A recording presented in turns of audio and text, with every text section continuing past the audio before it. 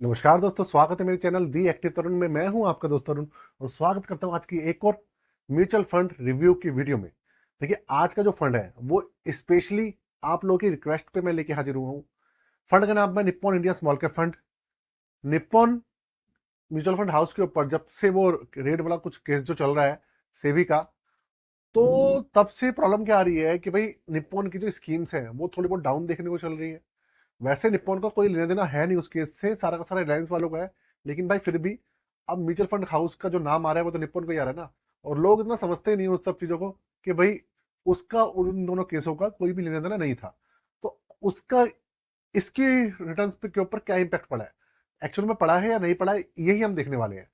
तो वीडियो के अंदर एंड तक बने रहिएगा। ए टू जेड ये कंप्लीट रिव्यू है और आपके लिए किसी भी तरीके का रिकमेंडेशन नहीं है, एजुकेशन पर्पज के लिए वीडियो है। इस चीज का भी ध्यान रखिएगा। और मैक्सिमम मेरे चैनल पे आपको हर म्यूचुअल फंड का रिव्यू मिल जाएगा। आप सर्च कर लीजिए। अगर आपके पास उस म्यूचुअल फंड का रिव्यू नहीं है तो आप डिस्क्रिप्शन में मतलब कमेंट बॉक्स में कमेंट डाल दीजिएगा। मैं कोशिश करके उसको आपके लिए जो रिव्यू है वो लेके आ जाऊंगा। तो शुरू करते हैं दोस्तों आज की वीडियो को। चैनल पे पहली बार आए हैं तो चैनल को सब्सक्राइब करके बेल के आइकन को दबाना बिल्कुल भी मत भूलिएगा। और साथ में अगर हमारी पोर्टफोलियो सर्विसेज लेना चाहते हैं, पोर्टफोलियो क्रिएशन, पोर्टफोलियो रिव्यू कुछ भी करवाना चाहते हैं, तो डिस्क्रिप्शन में व्हाट्सअप नंबर है, 999 रुपये चार्ज है। आपके फंड डायरेक्ट ग्रोथ का ये रिव्यू होने वाला है। और आपके लिए अगर रेगुलर प्लान भी है तो भी सेम टू सेम ही है, ज्यादा फर्क नहीं है। शुरू करते हैं एनएवी से। एनएवी इसका हो गया है 177 रुपये। 1 जनवरी 2013 को लॉन्च हुआ था 10 रुपए पर, बढ़ बढ़ के 177 पे पहुंच गया है। रिटर्न इसके जो है वो है 25.88%, नियर अबाउट 26% के आसपास के इसके रिटर्न है। सीएजीआर जो था वो 29% के आसपास चलता है इसका रेगुलर में जो चलता है, लेकिन मार्केट डाउन है, पूरा का पूरा क्रैश आ रखा है, इसलिए वो 29% से घटकर 25.88% पे आ गया है। 5 स्टार रैंकिंग का फंड है, जो कि अपने आप में भी बहुत बड़ी बात है। आप पूछेंगे कौन कौन से 5 स्टार रैंकिंग के फंड है। टाटा स्मॉल के फंड है, निप्पॉन इंडिया स्मॉल के फंड है, बंधन स्मॉल के फंड, क्रिसिल की 5 स्टार रैंकिंग है, ये वैल्यू रिसर्च वालों की है। और एक क्वांट स्मॉल के फंड, इसकी भी 5 स्टार रैंकिंग है। आगे चलते हैं। 24.35% का इसका 3 साल के रिटर्न है। ठीक है, तो 24.35% के 3 साल के रिटर्न है, जो कि ठीक ठाक है। देखने वाली बात तो ये है। बेंचमार्क है इसका निफ्टी स्मॉल कैप 250। सबका बेंचमार्क सेम ही है, लेकिन इस बेंचमार्क का होने का मतलब ये नहीं है कि जो फंड मैनेजर है वो इसी बेंचमार्क में से स्टॉक्स लेगा। वो मिड कैप के भी ले सकता है, लार्ज कैप के भी ले सकता है। जब पोर्टफोलियो आपको बताओ, थोड़ा सा इसका रिव्यू करूंगा तो आपको समझ में आ जाएगी वो चीजें। एक्सपेंसिव रेशियो 0.68% है। एक्सिट नोट 1% है। 1 साल से पहले पैसे निकालेंगे 1% चार्ज लगेगा, 1 साल के बाद 0% है। 61,974 करोड़ रुपए का, मतलब करीबन 62,000 करोड़ रुपए का मैसिव एयूएम है इसके अंदर। एयूएम मतलब टोटल इन्वेस्टमेंट जो है इसके अंदर। और स्मॉल कैप कैटेगरी के अंदर सबसे ज्यादा एयूएम इसी फंड के अंदर है। इस चीज का आप ध्यान रखिएगा। हाँ, ठीक है। 5,000 रुपए से लमसम शुरू होता है और एसआईपी 1,000 रुपए से शुरू होती है। लेकिन लमसम जो है इसका होल्ड है, लमसम मेरा आप नहीं कर सकते, सिर्फ एसआईपी कर सकते हो। मिनिमम भैया 1,000 रुपए से है। अब सबसे पहले इसके जो 1 साल का रिकॉर्ड है उसके ऊपर थोड़ी सी नजर डालते हैं, फिर आगे चलेंगे, क्योंकि 1 साल के अंदर ही सारी चीजें देखने वाली है। पिछले 1 साल के अंदर इसने 14.38% के रिटर्न दिए हैं। देखिए, 10 साल, 7 साल, 5 साल, 3 साल का डाटा इसलिए नहीं बता रहा कि ऑलरेडी वो 20%, 22% से ऊपर ही है, तो उसको बार बार बता के कोई फायदा नहीं है। 1 साल की बात कर रहा हूँ। 14.38% का रिटर्न है। पिछले 3 महीने में ये लगातार माइनस में है।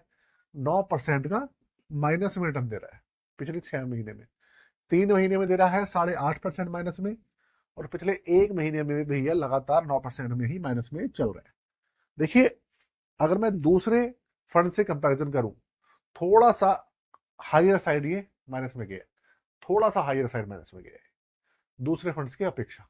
लेकिन ऐसा नहीं है यार कि बहुत ज्यादा माइनस में चला गया है। आप देखेंगे तकरीबन तकरीबन 9% माइनस में चल रहा है। और जो कैटेगरी है ना वो भी 9-10% में ही माइनस में चल रही है, जो दूसरी कैटेगरी है।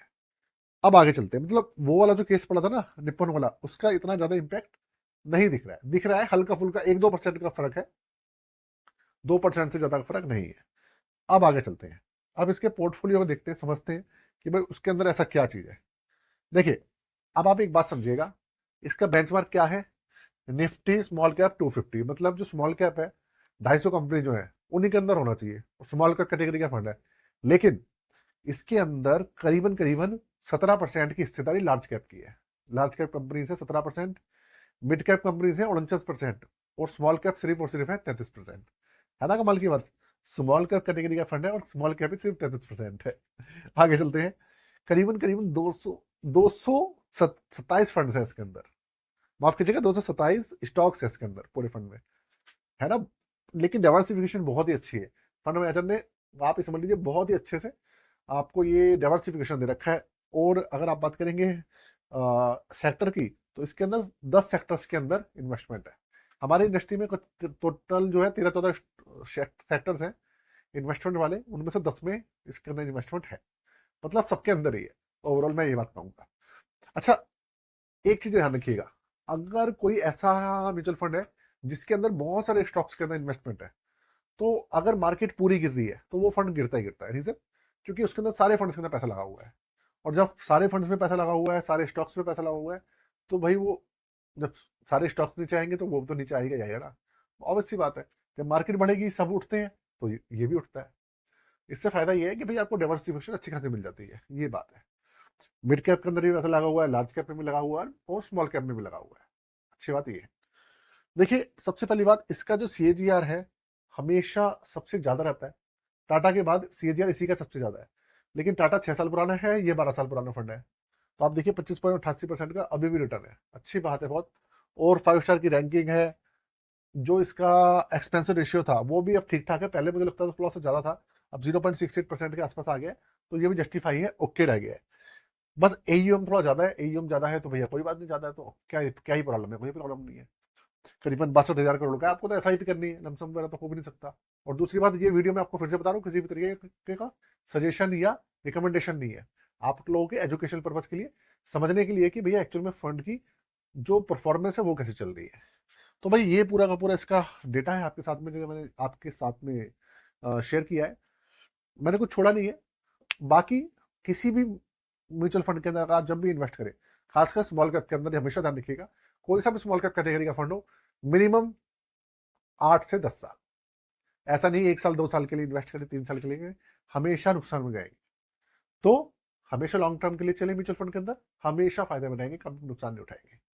तो दोस्तों, वीडियो के अंदर आज हम यही खत्म करते हैं। चैनल को सब्सक्राइब कर लीजिएगा।